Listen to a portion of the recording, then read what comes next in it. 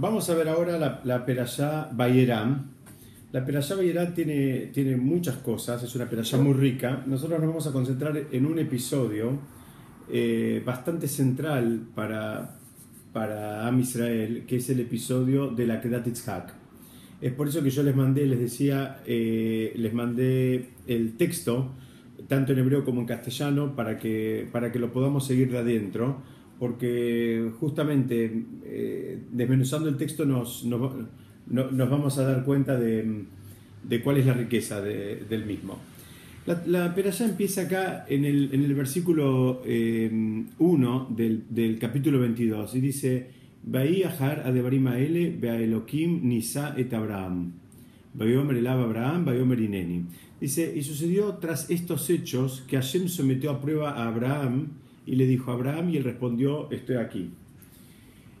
La primero que le molesta a los comentaristas es que no dice cuáles son los hechos. Dice: sucedió después de esto, pero no dice qué es lo que pasó. O sea, nos falta un poco la información, que la Torá lo omitió, no la puso. La tenemos que completar esa información buscando en el Talmud, buscando en Midrashim. Es famoso el Midrash, ahí creo que la versión que yo puse en castellano está, que hubo una discusión, digamos, entre bueno, distintas versiones, pero vamos a quedarnos con la más conocida, que hubo una discusión entre el malaj de Yitzhak y el malaj de Ismael, a ver cuál de los dos era más tzadik, porque uno se había hecho el Brit Milá a los 8 días y el otro se había hecho el Brit Milá a los 13 años. Ismael se lo hizo de grande, cuando tenía 13 años. Entonces dicen que ahí el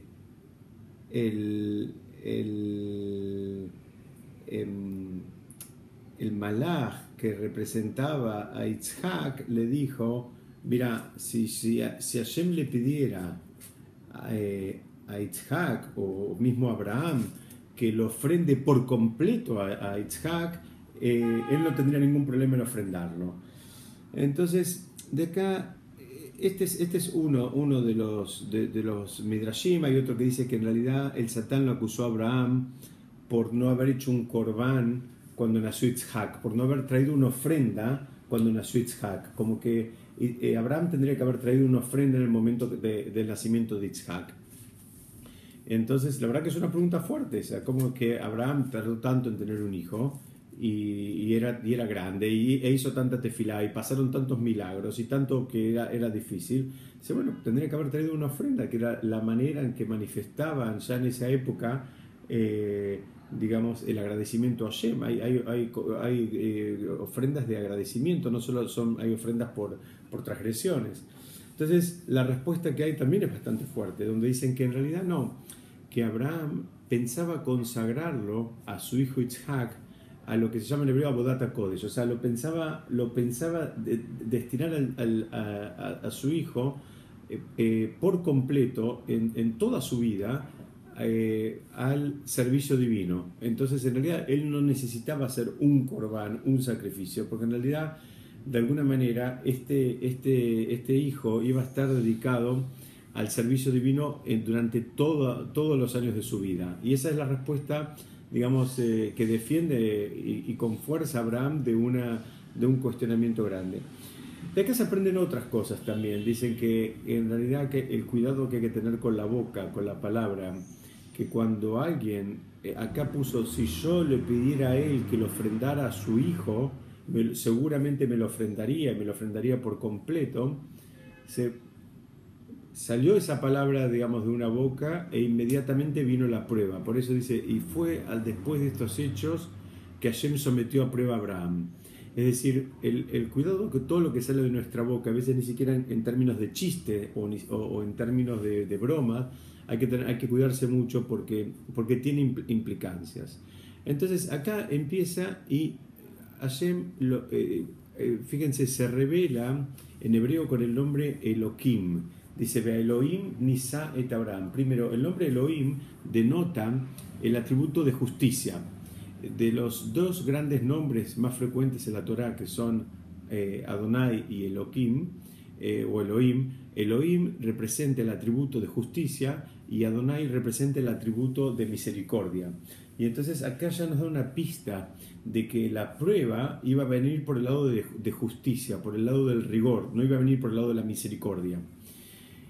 Y después dice Nisa et Abraham. La palabra Nisa, la palabra Nisayón, una de las acepciones y de las traducciones habituales es prueba, que Hashem lo probó a Abraham. Pero la palabra Nisayón tiene adentro otra palabra que es Nes. La palabra Nes en este contexto quiere decir estandarte. Ahí el Naví dice en un momento Arimunes, levanten el estandarte. Dicen que en realidad la prueba, el sentido que tiene, eso es un sentido de provocar una elevación a la persona que está siendo probada. No es una prueba, las pruebas no son para que la gente sufra. Las pruebas, la idea de la prueba no es que, digamos, el sufrimiento en sí mismo, ni del protagonista, ni de los familiares, ni de los compañeros. Toda la idea de la prueba es elevar, conseguir que la persona termine, una vez que pase esa prueba, en un punto más elevado que cuando empezó la prueba. El otro día estuve en un Shabbatón y estuvo el Rav Penheimer, y el Rav Penheimer contó una historia que él estaba leyendo en un libro de una señora que Lo Alenu pasó el Holocausto. Y la señora dice que si a ella antes de la guerra le hubiesen preguntado, ella hubiese ofrecido, hola, sí, hola Felicia, sí, ya empezamos, estamos en el medio del shur, ¿cómo estás? Entonces dice que la señora esta preguntó, esta señora que había pasado el Holocausto, decía, si alguien le hubiese preguntado antes del desastre que hicieron los alemanes, si ella estaba dispuesta a dar algo para evitarse ese problema, para evitarse ese sufrimiento, dice que hubiese dado, por supuesto, todo lo que tenía a su alcance como para evitárselo. Dice, pero una vez que pasó el Holocausto y ella, digamos, lo sobrevivió, si alguien le viniera y le preguntara y le dijera, te doy todo lo que vos quieras con tal de sacarte esa vivencia, ella jamás estaría dispuesta a aceptarlo. Es decir, antes de la vivencia estaba dispuesta a dar todo para evitarla, para evitar la prueba. Una vez que pasó la prueba, al revés, estaba dispuesta a rechazar todo el ofrecimiento que quieran hacerle en pos de decirle te libero de esa prueba que pasaste, como diciendo devolveme los méritos de la prueba que pasaste y yo te doy esta paga. ¿Por qué? Porque las pruebas terminan construyéndonos como personas. Las pruebas son los que nos terminan haciendo quienes estamos destinados a ser. A partir de las pruebas, por supuesto, a veces no son agradables las pruebas, a veces hay sufrimiento con las pruebas, pero esas pruebas son parte del crecimiento y parte del proceso. Y así explicaba el Rav Penheimer, decía, se hacen carne, se hacen parte de nuestro cuerpo, se hacen parte de nuestra neyamá, y no estamos dispuestos a renunciar, a decir, bueno, llévatela, no, evítamela. Entonces, este sería el primer concepto que tenemos acá en relación a cuando dice que Hashem y con el atributo de justicia lo probó a Abraham.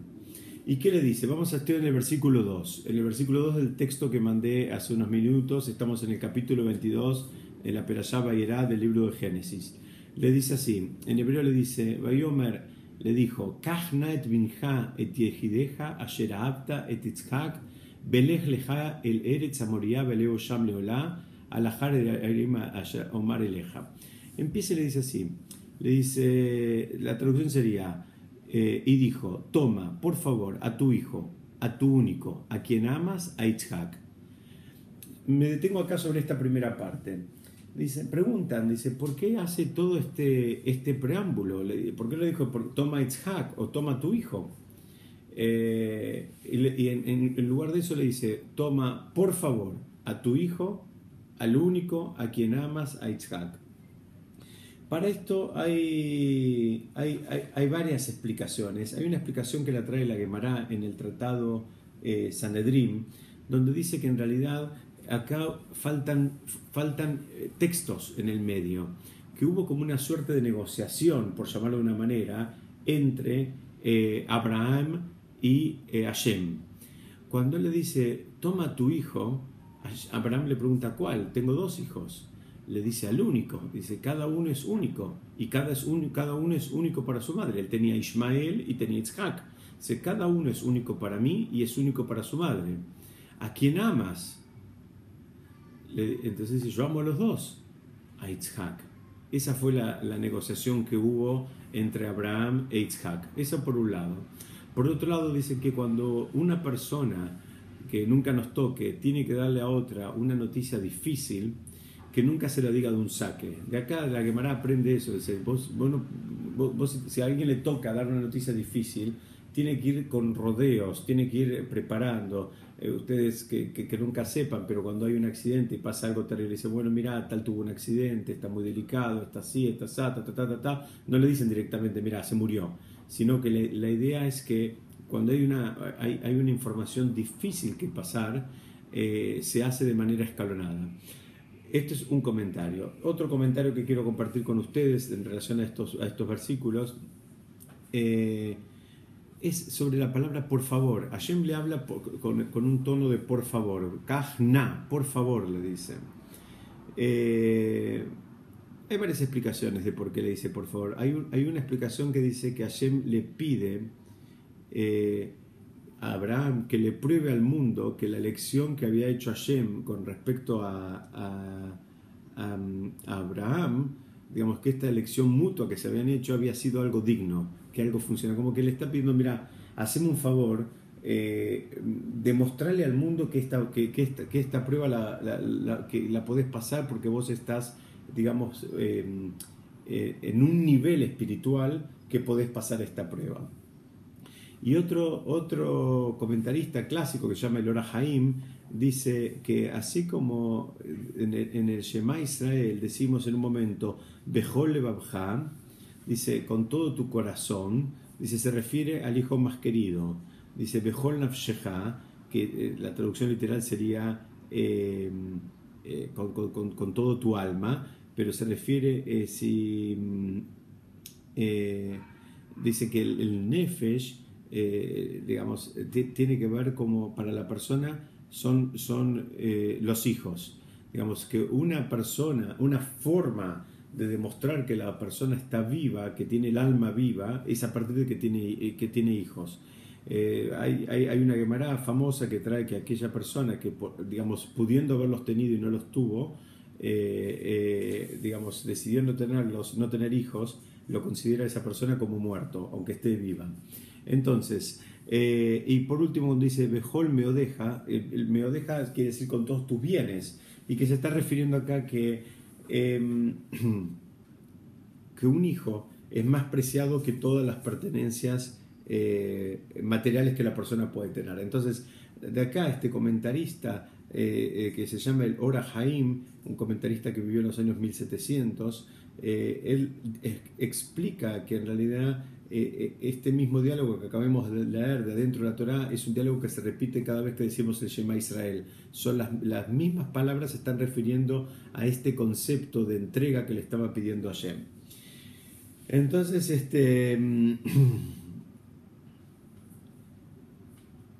le dice et Yitzhak, le pide que lo traiga a Yitzhak. Entonces, hay algo que hay que entender, que Hashem a veces pide pruebas que deben materializarse o cumplirse en el plano espiritual. Y hay veces, hay pruebas que se manifiestan en el ámbito material. Y acá termina y le dice a Yitzhak, o sea, va a ser una prueba que vas a tener que pasar en el mundo material. Hay pruebas que la persona las pasa en el mundo espiritual. Hay pruebas que la persona las resuelve en el mundo espiritual. Pero hay pruebas que no, hay pruebas que necesitan ser pasadas en el mundo material. Hay una historia famosa de un dentista, de un paciente que va al dentista y el paciente digamos, pasaba la prueba, por llamarlo de una manera, de arreglarse la muela sin anestesia. ¿Por qué? Porque se concentraba en cosas de estudio y demás, hacía repasos de cosas muy elevadas, muy profundas. Entonces él, digamos, la prueba la pasaba en otro ámbito, digamos, ¿no? El dentista hacía lo que tenía que hacer, arreglaba digamos, la dentadura, y él estaba, digamos, se desprendía, estaba en otro contexto. Acá le está diciendo, y vamos a ver un poquito más adelante, que Itzhak también duda de la forma en que se iba a pasar esta prueba, y acá lo que le está diciendo Hashem a Abraham, que la prueba tiene que ver con Itzhak. ¿Qué quiere decir esto? Que tiene que ver con el mundo terrenal, con el mundo material, y que la iba a tener que pasar acá abajo. ¿Ok? Entonces sigue y le dice, y dirígete a la tierra de Moriah, y elévalo allí como ofrenda sobre una de las montañas que te indicaré. Vamos a empezar de atrás para adelante. La primera pregunta es, ¿por qué no le indica el lugar?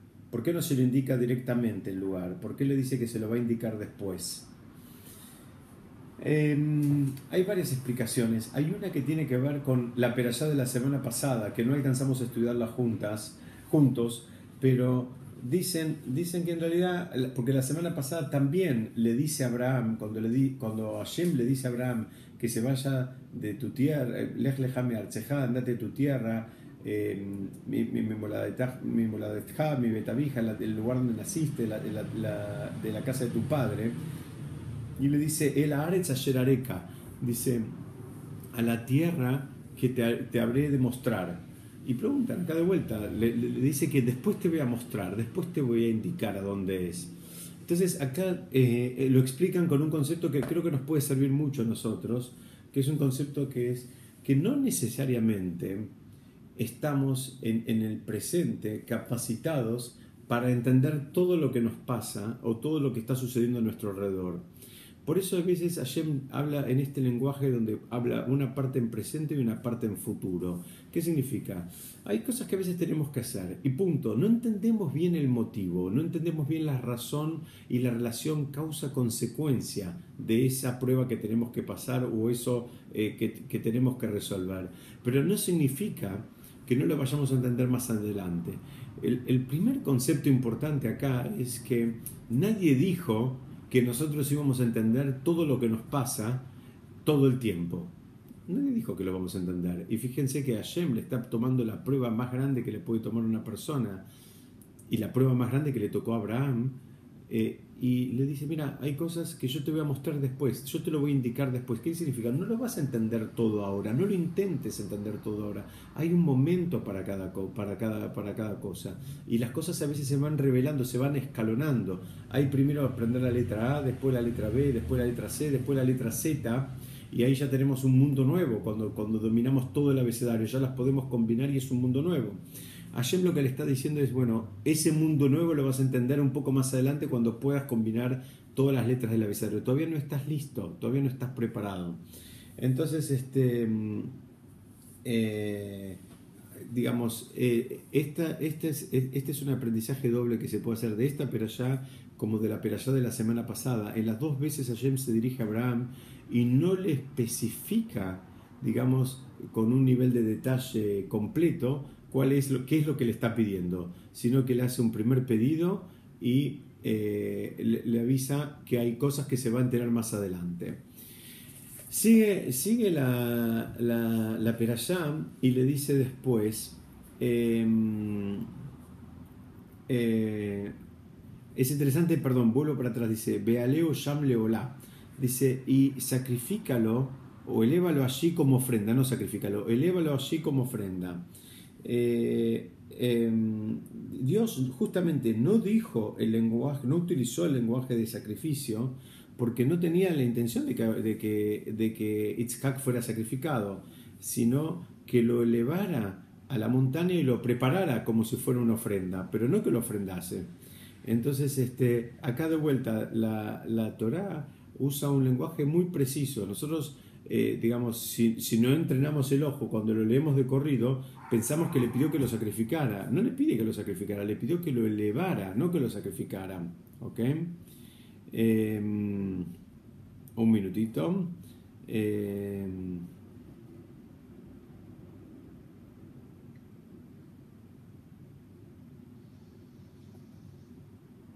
Bueno, sigamos un poquito más.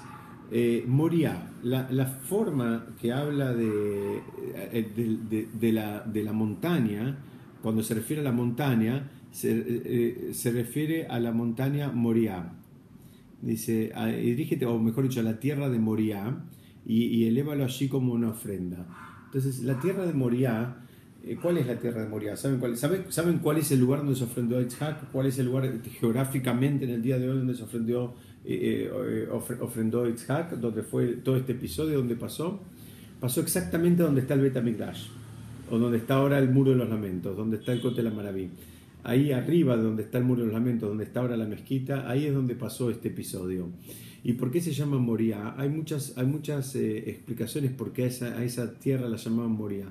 Moriah viene de Mor, era uno de los inciensos que se hacía en el Bet HaMikdash. Dicen que la Gemara dice que en la época de cuando estaba el Bet HaMikdash y se hacían las ofrendas y había los inciensos, dice que el perfume que emanaba de ahí siguió siendo fuerte aún cuando volvieron del exilio babilónico 70 años después. Para que ustedes se den una idea de la fuerza que tenía ese perfume. Era un perfume que digamos, pudo perdurar por más de 70 años, o sea, era bastante fuertecito. Y por otro lado, la palabra Moriah también viene de enseñar, es la tierra de donde la Torá sale de ahí, porque en la época del Bet HaMikdash, adentro del Bet HaMikdash teníamos también el Sanedrín, o sea, que era el órgano judicial de donde se impartían las leyes. O sea, ahí teníamos como un sistema de educación ahí adentro funcionando. De ahí aprendíamos todas las alajot. Entonces también se llama Moriah por eso. Moriah también la misma razón, la misma raíz que la palabra morá, ¿no? Alguien que enseña, que transmite. Entonces, sigue después, y el siguiente versículo, fíjense, estoy parado en el versículo 3. Dice, Vayashkem Abraham Baboker, Vayahawoshet Hamoró. Dice, y madrugó Abraham por la mañana y ensilló su burro. Primer pregunta, ¿para qué quiero saber yo que Abraham se levantó temprano ese día? ¿Para qué me sirve saber que se levantó temprano, si se levantó tarde o se levantó al mediodía? ¿En qué me cambia? Y la Torá, que no pone palabras de más, dice, y madrugó Abraham por la mañana. Explicar esto, algo muy interesante. Lo primero que tenemos que aprender de acá, ¿saben qué es? Que Abraham pudo dormir. Eso es lo primero que podemos aprender. Que Abraham, si se levantó a la mañana, es porque durmió. Cualquier otro ser humano que tuviera que enfrentarse con una de estas pruebas, con una prueba de esta envergadura, lo más probable es que no pueda dormir, dice, y Abraham madrugó a la mañana. La primera información es que pudo dormir. La segunda dice, y ensilló su burro. Entonces, una lectura literal de esto nos quiere decir, Abraham era una persona millonaria, era una persona que tenía un séquito de sirvientes y empleados a su disposición. Entonces, ¿para qué es que la Torá me viene a decir a mí que él fue y ensilló el burro? Que él fue personalmente y ensilló el burro. Es lo mismo que la Torá, le Abdil, ¿no? Que hoy alguien nos diera la información y dijera que ahora Donald Trump, que fue elegido presidente recientemente de los Estados Unidos, fue a la mañana y llenó el tanque de su auto él personalmente. Él ya no hace esas cosas, tiene un equipo de gente que si él algún día va a manejar de vuelta, le van a dar un auto listo para salir a manejar, no hace falta que él se ocupe de estas cosas. Pero acá, sin embargo, la Torá dice que él se ocupó de ensillar el burro. Acá también se aprende, digamos, en un primer sentido literal, se aprende el cariño y el amor que él tuvo por la mitzvah, donde él mismo se ocupó de hacer las cosas. Ustedes saben que hay distintos niveles cuando uno cumple una mitzvah. Está el nivel cuando uno se involucra personalmente y está el nivel cuando uno, digamos, lo delega en terceras personas. Por ejemplo, la mesa de Shabbat. ¿Está el nivel de la persona que se ocupa y lo hace él personalmente? ¿O está el nivel que le pide a una empleada que trabaja en la casa que ponga la mesa de Shabbat? El nivel, digamos, de vínculo que tiene la persona con la mitzvah también denota el nivel de cariño que tiene por la mitzvah. Cuanto más me vinculo con la mitzvah y la trato digamos, de sostener y de realizar de punta a punta de manera personal, demuestra que hay un cariño por la mitzvah distinto que si digo, bueno, que alguien se ocupe de hacer esto que yo llego sobre la hora. Entonces, esto sería una primera lectura. Y madrugó Abraham por la mañana y ensilló su burro. Ahora, hay otra lectura todavía un poco más profunda que dice así, dice, en hebreo jamor, burro, se dice jamor. Y jamor también es la misma raíz y tiene que ver, en realidad una palabra tiene que ver con la otra. Jamor tiene que ver con homer. Homer quiere decir materia, la materialidad. Entonces dice, Vayashkem Abraham Baboker Vayahaboshet Hamoró. ¿Qué significa? Que Abraham ya de joven, cuando dice temprano, temprano o madrugó por la mañana, significa que él ya de joven había conseguido doblegar y controlar a su materia, digamos, a los instintos más materiales de él. Él ya estaba en una conexión mucho más espiritual. Entonces, la segunda lectura de este pasuk nos da una información de cómo es que Abraham pudo pasar esta prueba. Abraham pudo pasar esta prueba porque fue una persona muy elevada y ya de chico todas las cuestiones materiales las tenía totalmente subyugadas a las espirituales. Entonces acá tenía una situación espiritual donde Hashem le pedía algo, pero también le pedía que actúe en el campo material. Y Abraham por eso te dice este pasuk, te da una pauta por qué la pudo pasar la prueba, porque la parte material ya la tenía subyugada a la parte espiritual. O sea, no es una prueba normal, no es una prueba lógica, ni siquiera es una prueba lógica en función de lo que era Abraham. Acá me detengo un minutito para hacer una pequeña aclaración. Abraham fue la primera persona que, digamos, monoteísta. Y parte de su trabajo había sido durante toda su vida hacer, como llamémoslo de una manera, seminarios, hablando de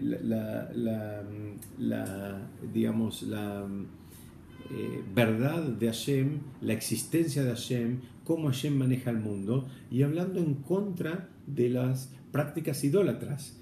Una de las prácticas idólatras más comunes en esa época era sacrificar, se llamaba Molech, el ídolo, que era, sacrificaban a los chicos, los quemaban, que era una manera de ofrendarlo a una deidad que existía en la época. Y Abraham luchó mucho contra esa deidad. Esta es una información clave porque viene Hashem y le dice a Abraham que ahora él ofrende a su hijo. ¿Qué significa? Hashem le estaba pidiendo a Abraham nada más y nada menos que haga algo absolutamente contrario a lo que él había pregonado durante toda su vida. Eso era la prueba realmente acá. Acá había una prueba donde había una persona que toda su vida había dicho blanco y que blanco era la verdad, y ahora viene Abraham, viene Hashem y le dice, bueno, ahora andá y hacé negro. Pero ¿cómo? Si yo toda mi vida sostuve esto y todo el tiempo me peleé con la gente por esto, ¿por qué es que ahora tengo que digamos, actuar de esta manera? Esa fue la prueba que Hashem le hizo a Abraham, o sea, entre otras cosas. Era una prueba que tenía que ver con él mismo, su capacidad de anularse, su capacidad de doblegarse. ¿Okay? Entonces ahora entendimos este primer versículo, esta primera parte del versículo 3, donde entonces hay dos lecturas. Una tiene que ver que pudo dormir, otra, y el amor por la mitzvah y por eso se ocupó personalmente. Otra lectura más profunda tenía que ver con que Abraham desde joven había controlado su materialidad y entendimos también cuán elevada era la prueba para Abraham porque tenía que ir en contra de lo que él había sostenido durante su vida. Dice, el versículo sigue y dice, dice, y se llevó consigo a sus dos mozos o dos jóvenes, acá traduce mozos, y a su hijo Yitzhak. ¿Quiénes eran los dos que lo acompañaron? Uno era su asistente Eliezer y el otro era Ismael, el hijo que él había tenido con Agar. Un dato importante también a tener en cuenta son las edades. Muchas veces cuando estudiamos este episodio de la Torá, todos solemos pensar en Yitzhak como un chico, pero Yitzhak no era un chico. Yitzhak tenía 37 años cuando fue este episodio y Abraham tenía Abraham tenía 137 años, uno 37 y el otro 137 años. Entonces estamos hablando de dos seres adultos, maduros. No era un chico, no llevó un chico de 6 meses, no llevó un chico de 2 años, llevó a un adulto de 37 años. Entonces dice, bueno, ¿quiénes fueron? Fueron 4 personas, fueron Abraham, Isaac, Eliezer e Ismael. Son los 4 que fueron a participar de este acto que Hashem le acababa de pedir a Abraham. Y dice,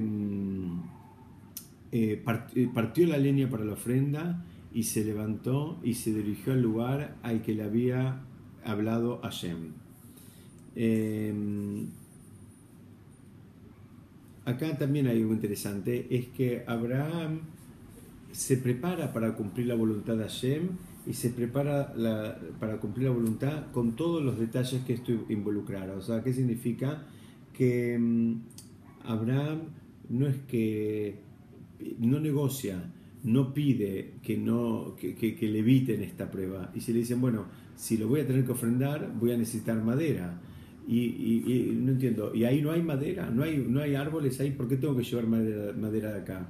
Dice, no, porque justamente quiero hacer la mitzvah y la quiero hacer bien, entonces me cuido de no tropezar con nada, no sea cosa que pase que ahí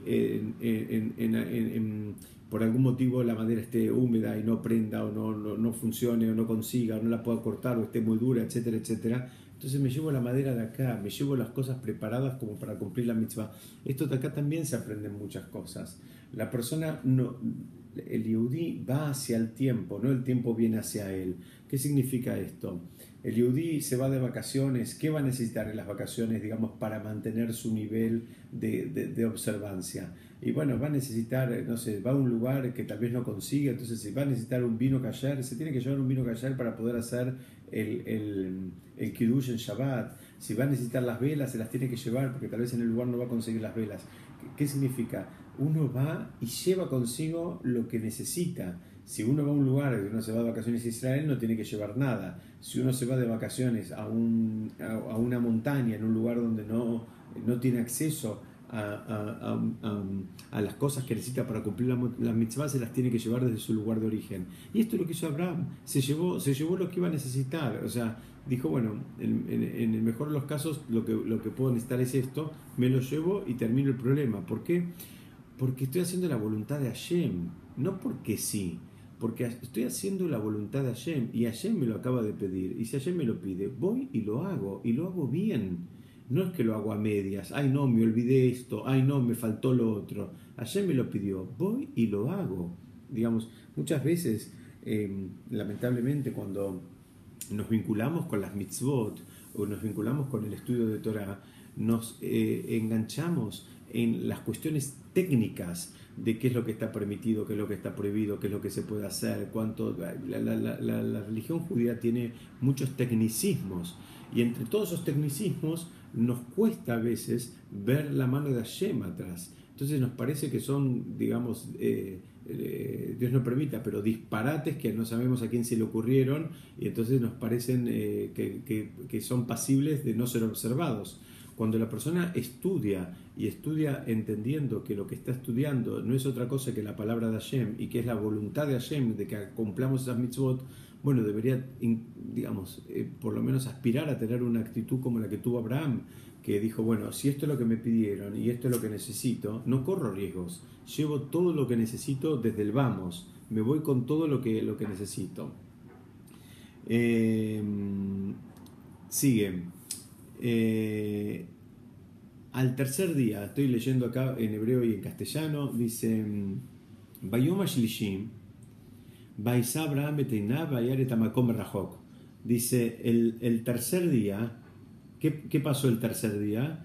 Dice, alzó Abraham la vista y vio el lugar desde lejos. Primero, ¿por qué me dice la Torah que fue el tercer día? ¿Para qué necesito saber que fue el tercer día? Si fue el primero a la tarde, si fue el segundo. ¿Por qué dice que fue el tercer día que pasó todo esto? Hay digamos, hay un motivo para saber que fue el tercer día. ¿Por qué? Porque eso nos enseña que esto no es obra de una actitud impetuosa, de una reacción, sino que hubo tiempo de arrepentirse, hubo tiempo de pensar, hubo tiempo de meditar, hubo tiempo de todo. Hubieron 3 días. Habitualmente a veces hacemos cosas que son nada más que una reacción, tiene que ver con un pico de entusiasmo y nos comprometemos a hacer cosas o las hacemos o nos, digamos, embarcamos en determinados proyectos porque fue parte del entusiasmo del momento. Acá la Torá te está enseñando, no pienses que tuvo que ver con el entusiasmo del momento. Te está diciendo, pasaron 3 días, ya se podía haber enfriado. 3 días donde los únicos 4 que estaban eran estos 4 personajes que mencionamos: Abraham, Itzhak, el hijo, Ismael, el otro hijo de Abraham, y Eliezer, que era el sirviente, el asistente. Entonces, el primer concepto que tiene que ver con este versículo importante es que hubo tiempo de arrepentirse, hubo tiempo de dar marcha atrás, pero nadie lo pensó, nadie dudó. Pasaron 3 días y la actitud era la misma que en el primer momento. Dice, y acá Clara dice, Vaisá Abraham et el Nav, dice, Abraham alzó la vista y vio el lugar desde lejos. Leo el siguiente versículo, así explicamos los dos juntos. Dice, Vayomer Abraham el Nearab Shuv Lachem Po y Mahamor Beani Benar Nelja Adko Ben Ashtajabe Ben Ashuv Alechem.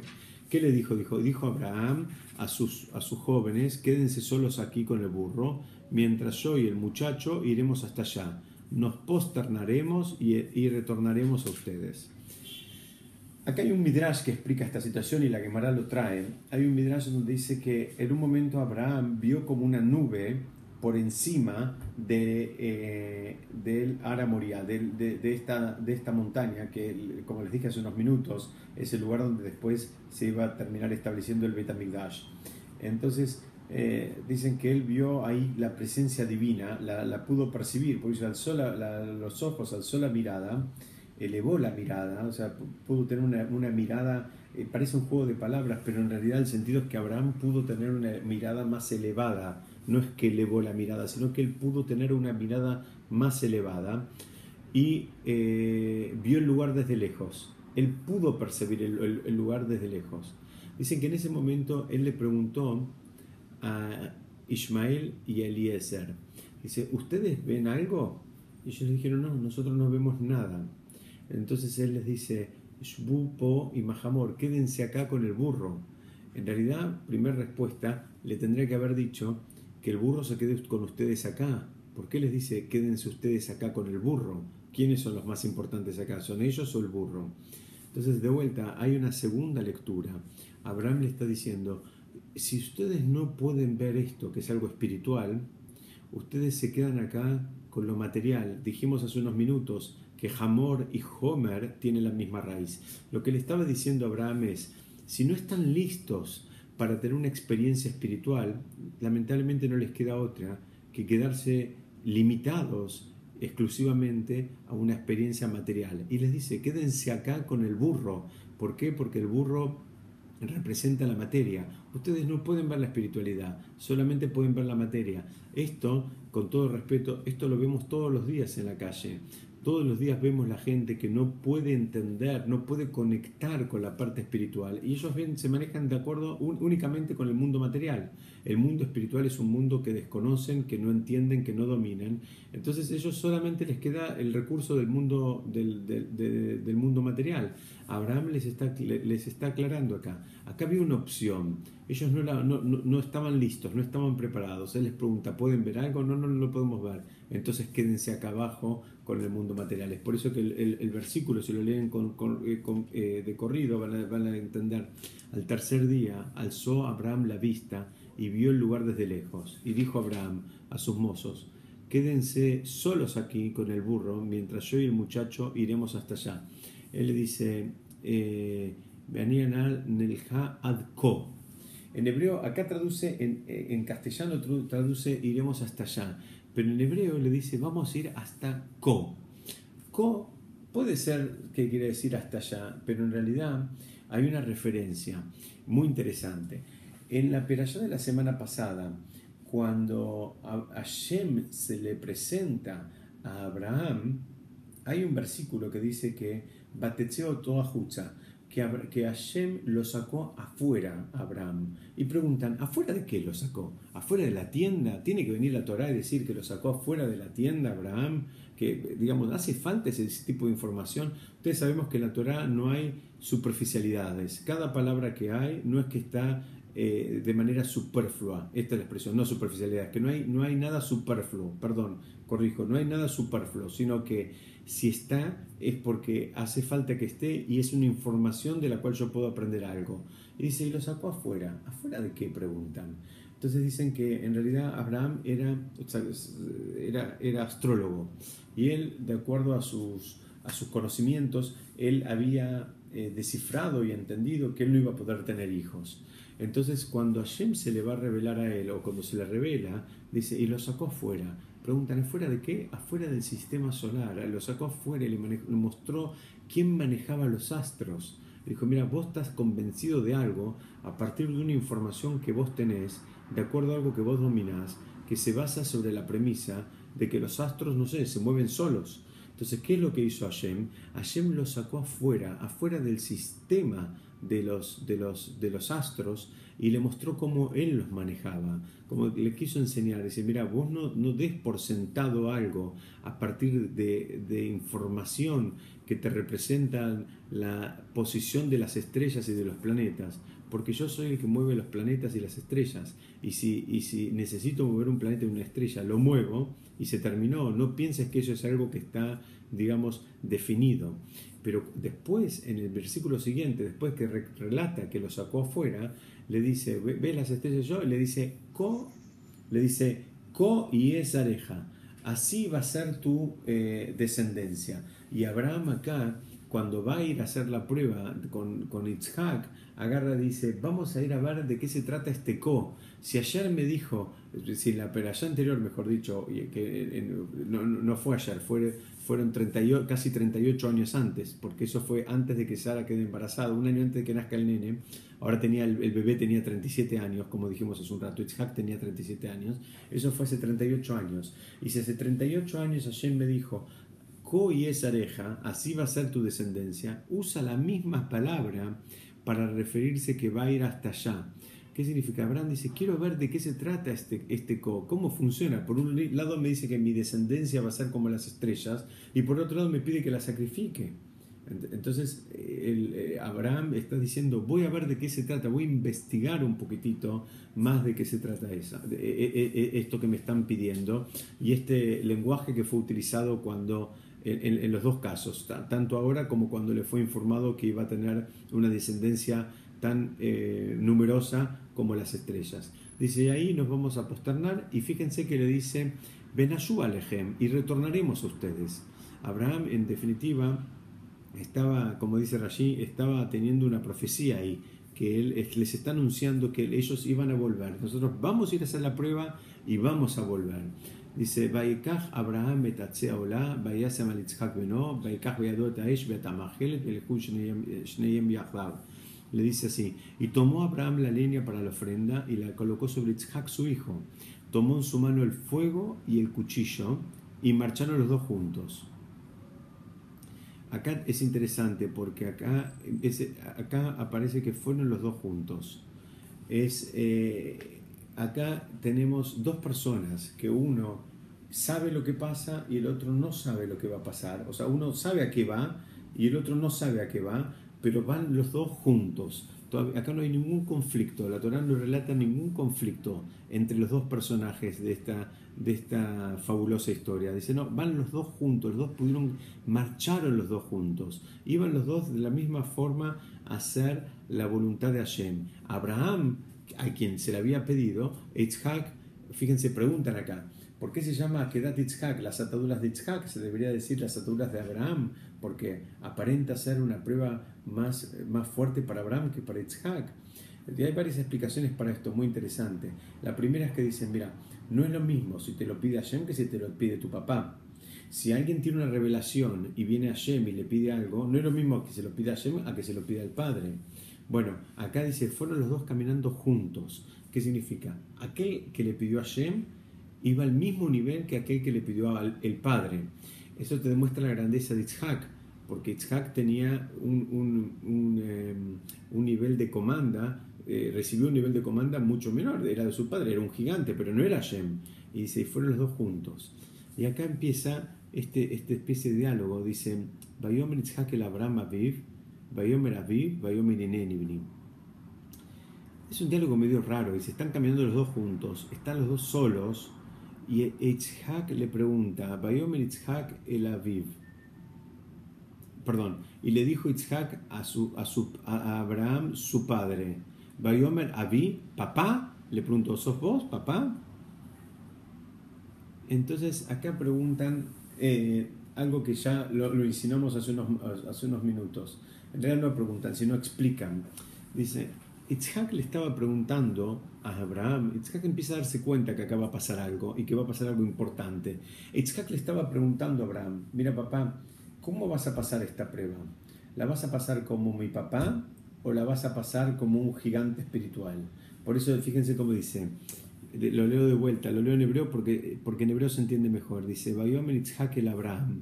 Yitzhak le dijo a Abraham, Aviv, su padre, Vayomer Avi, Vayomer Ineni. Y le dijo su padre, Vayomer Ineni. Y el padre dijo, acá estoy. ¿Qué significa? Abraham le contestó, la voy a pasar como tu papá, no como un gigante espiritual. ¿Qué significa? La voy a pasar en el mundo material, como papá que soy, ser padres en el mundo material. Dice, la voy a pasar esta prueba en el mundo material. Dice, Vayomer Ine Aesh Beaetzim Leolam. Dice, acá tenemos el fuego y la leña, pero ¿dónde está el cordero para la ofrenda? ¿Ok? Entonces, retomo. En un primer momento le pregunta, este lenguaje, así que esta pregunta media parecería fuera de lugar, donde le está preguntando Abraham, Yitzhak le está preguntando al padre, está solamente con el padre, y la Torá te dice, y habló Yitzhak con Abraham y le dijo al padre, papá. Bueno, ¿qué papá? Es el único que está al lado.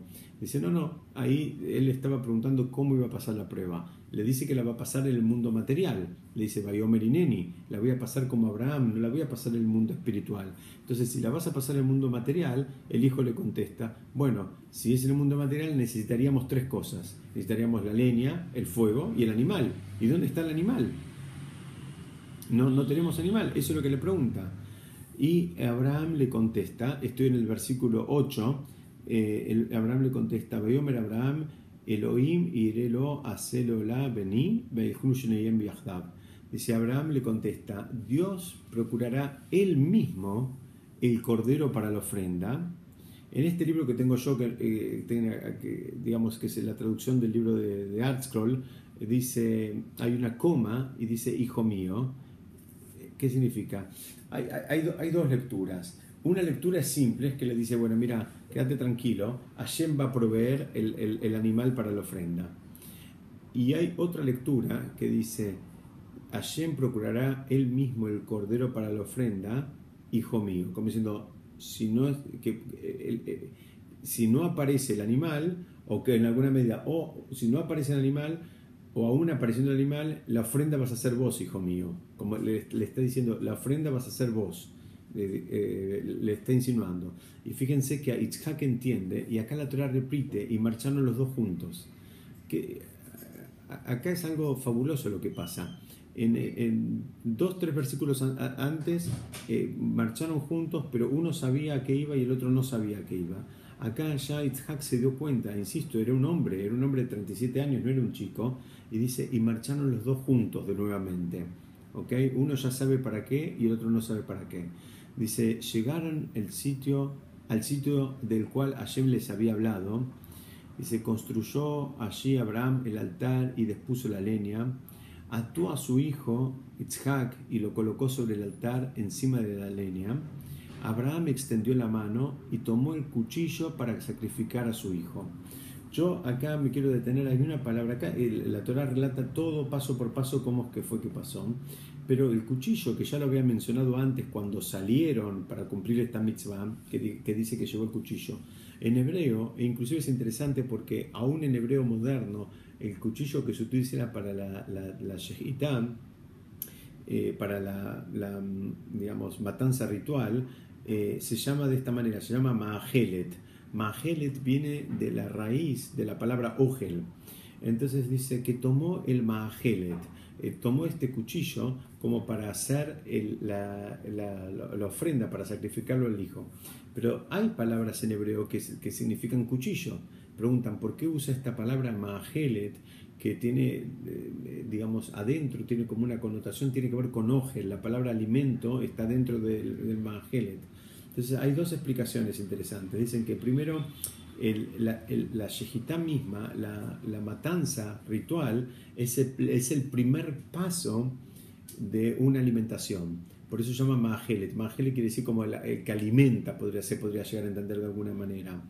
Esa sería una lectura. Una segunda lectura un poco más espiritual y muy interesante. Dicen que en realidad se llama Maahelet porque de esta mitzvah que cumplió Abraham con Yitzhak, dice, sigue comiendo, se sigue alimentando todo a Israel aún miles de años después. Fue una mitzvah tan elevada y tan perfecta la forma en que se la cumplió, que digamos, todo a Israel se sigue nutriendo de esa mitzvah. Por eso se llama Maahelet, porque es la mitzvah que da de comer, que sostiene, le da el sustento a todo Israel en la historia de la humanidad, desde Abraham y Yitzhak hasta nuestros días. Por eso se la llama de esa manera.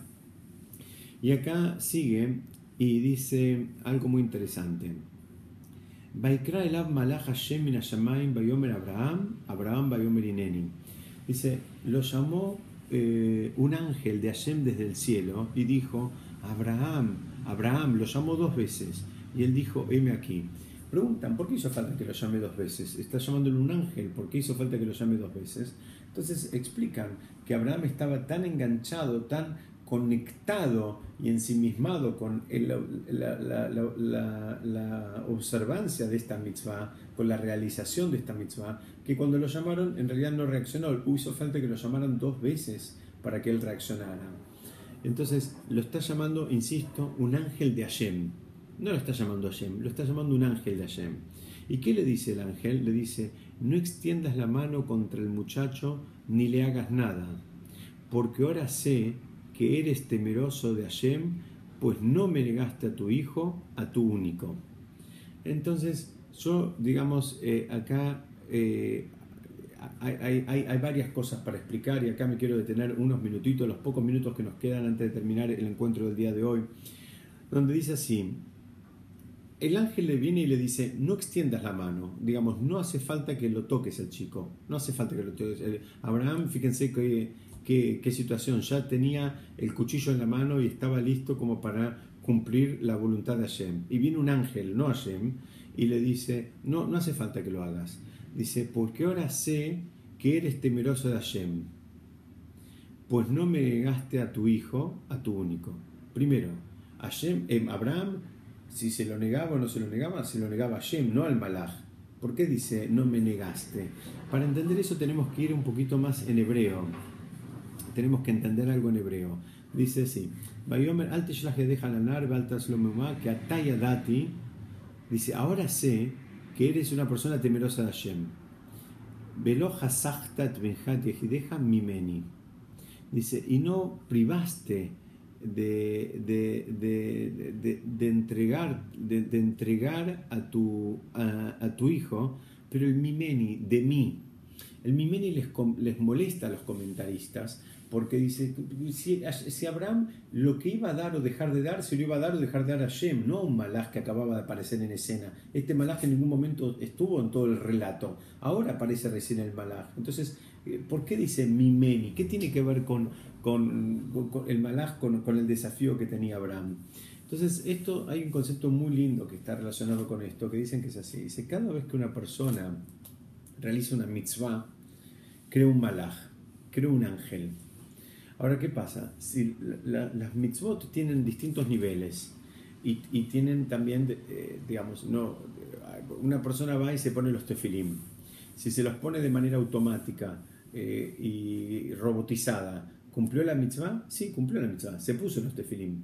Ahora, si a eso le agregó un cariño y una concentración y una alegría y un amor, la mitzvah tiene otro nivel, tiene otra envergadura. Y así podemos seguir desmenuzando cada una de las mitzvot. Es lo mismo el que se compró el tefilín más barato o el que buscó un sofer, una persona, un escriba reconocido y que tenga que lo escriba, que sea una persona temerosa del cielo, entonces que lo escriba también con una intención en particular. No es lo mismo. Entonces dice así, cuando dice, ahora sé que eres temeroso de Hashem, y ahí viene de mí, el mimeni tiene que ver con eso. ¿Cómo sabía el malaj que era temeroso de Hashem? Por el malaj que se había creado en la realización de esta mitzvah. ¿Qué significa esto? Cuando la persona realiza una mitzvah de manera perfecta, se crea un malaj perfecto. Cuando la persona realiza una mitzvah de manera imperfecta, el malaj que se crea también es imperfecto. Entonces, si fuera que un malaj tiene forma humana, hay uno que tiene el cuerpo completo, hay otro que le faltan las piernas, o le faltan las piernas y los brazos, por darle un ejemplo. Entonces, el malaj le dice, yo me doy cuenta que vos sos temeroso de Hashem a partir de cómo yo soy completo. Como yo soy perfecto y estoy completo, sé que tu mitzvah es completa, entonces no hace falta que avances más. No hace falta que avances más en el mundo material porque tu mitzvah fue completa ya en términos de intenciones, en el términos de espiritualidad y en el término de disposición a actuar en el mundo material. Entonces ya no hacía falta que cumpla la mitzvah porque en realidad ya la había cumplido, ya había demostrado un nivel de entrega absoluto y estaba comprobado en este caso. Por eso acá aparecer el malaj aparece en escena. Hasta ahora todo el diálogo era entre Hashem y Abraham. Ahora aparece el malaj, aparece un ángel en escena. ¿Por qué? Porque este es el ángel que puede atestiguar a partir de su contextura íntegra y completa que la mitzvah de Abraham también había sido íntegra y completa.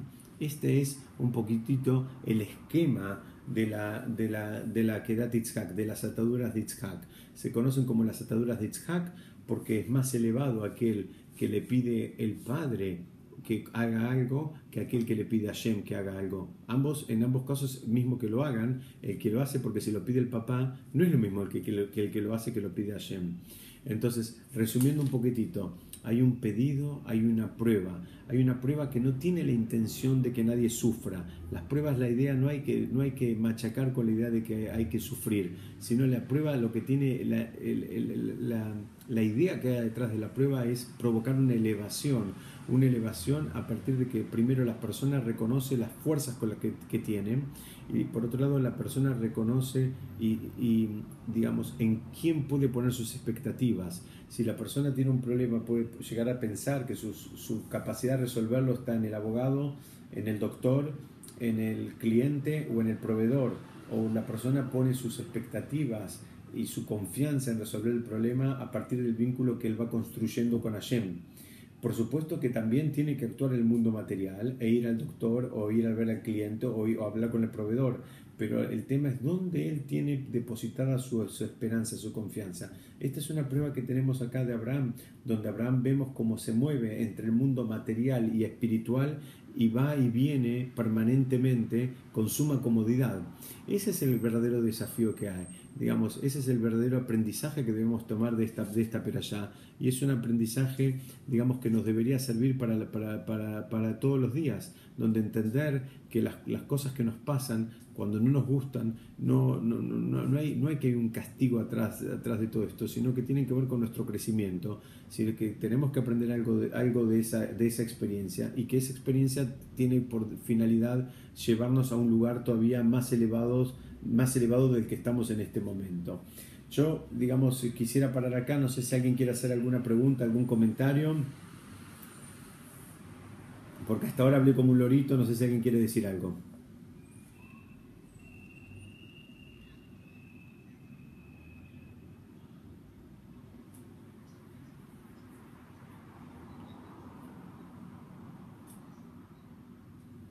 Ah, muy bien, muy bien, muy bien, muy bien. Lo que lo acusan es porque eso fue un poquito más adelante. Eso fue cuando, claro, él hizo una fiesta, está bien, y la Torá lo trae, pero no cuando nació. Dicen que él debería haber hecho algo cuando nació, que en realidad ahí es cuando se manifestó el milagro. El milagro era donde él ya era una persona de edad avanzada, la esposa también, ahí tuvieron el hijo, por ese hijo habían rezado los dos, entonces ahora vino el hijo, ahí deberían, digamos, la pregunta está bien, pero acá la voy a repetir porque estamos grabando, me preguntan que en realidad dicen que Abraham hizo una fiesta, y en el relato de la Torah está que hizo una fiesta cuando fue el destete de Yitzhak. Dice, sí, pero esa fiesta fue unos años después, no fue en el momento del nacimiento, y la acusación tenía que ver con el momento del nacimiento mismo. Sí.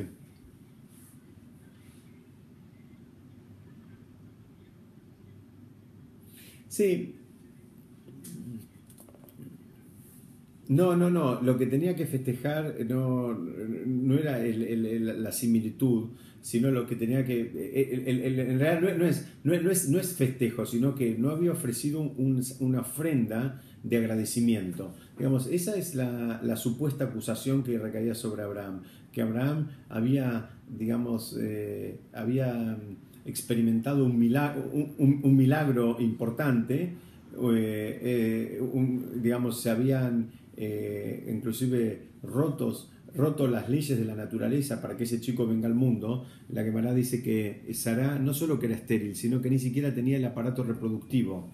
O sea que hubo que hacer un milagro completo, un milagro de la A a la Z, y que en realidad Abraham no acusó recibo de ese milagro en el momento del nacimiento. Ese es el argumento del que lo acusa Abraham. El argumento del que lo defiende Abraham es que no hacía falta, porque en realidad Abraham había decidido que toda la vida de ese niño iba a ser consagrada al servicio divino. Ustedes saben que Yitzhak, justamente, de los tres patriarcas, es el único que nunca salió de la tierra de Israel. Es el único sobre el cual sabemos muy poco. La Torah habla muy pocos versículos sobre él. ¿Por qué habla muy pocos versículos? Porque en realidad es una persona que estuvo la mayor parte del tiempo dedicada a la meditación. No fue una persona que estuvo, digamos, actuando demasiado en el mundo material. Estuvo absolutamente conectada con el mundo espiritual. Entonces, digamos, se cumplió un poco la voluntad de Abraham, que era dejarlo que sea una persona espiritual, que actúe en el mundo material, pero no de Yitzhak no tenemos historias que compró, que vendió, que fue, que vino, que subió, que bajó. Él nunca salió de la tierra de Israel, a diferencia de los otros patriarcas. Sabemos muy poco, y la mayor parte del tiempo estuvo, digamos, circunscripto a una vida de espiritualidad.